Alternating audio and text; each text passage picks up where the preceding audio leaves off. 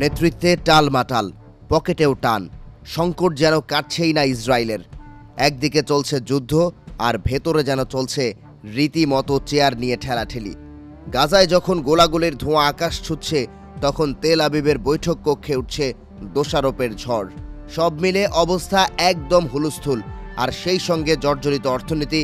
সব মিলে পুরো ভীতি যেন কেঁপে উঠছে ইসরায়েলের। আল জাজিরা জানিয়েছে, দেশটির অভ্যন্তরীণ নিরাপত্তা সংস্থা শিন বেতের প্রধান রোনেন বার ঘোষণা দিয়েছেন আগামী 15 জুন দায়িত্ব থেকে সরে দাঁড়াবেন তিনি। প্রধানমন্ত্রী নেতানিয়াহুর সঙ্গে কয়েক সপ্তাহ ধরে চলা উত্তপ্ত সম্পর্ক, পারস্পরিক অভিযোগ, পাল্টা অভিযোগের আবহেই এসেছে এই সিদ্ধান্ত। এরপরেই শিন বেত প্রধানের মুখ দিয়ে বেরিয়ে এলো বিস্ফোরক কথা। 7 অক্টোবরের হামলায় যারা ব্যর্থ হয়েছেন, তাদের সবার উচিত নিহতদের ও আহতদের সামনে মাথা নত করা। মানে বোঝাই যাচ্ছে, শুধু বাইরে যুদ্ধ নয়, ভেতরেও ইসরায়েল এখন নিজের ছায়ার সঙ্গেই যুদ্ধ করছে। তার এই বক্তব্য দেশ জুড়ে নেতৃত্বের প্রতি আস্থার সংকটকে আরও স্পষ্ট করেছে বলে মনে করছেন বিশ্লেষকরা। একদিকে নেতৃত্বের টালমাটাল অবস্থা, তারপর প্রতিদিন গড়ে $246 মিলিয়ন উড়ে যাচ্ছে যুদ্ধের খরচে। গোদের ওপর বিষ ফোঁড়া বোধহয় একেই বলে।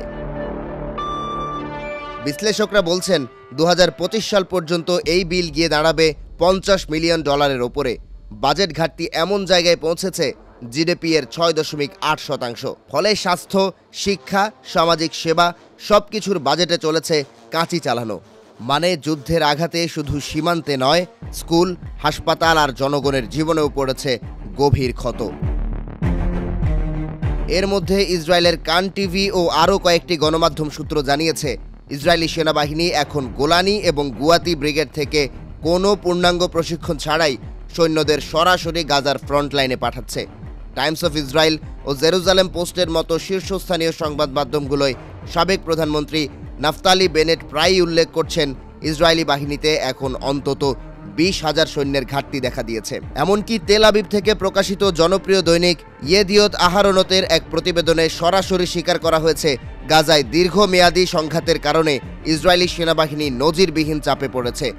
রিজার্ভ এবং সক্রিয় সদস্যের মারাত্মক সংকট তৈরি হয়েছে।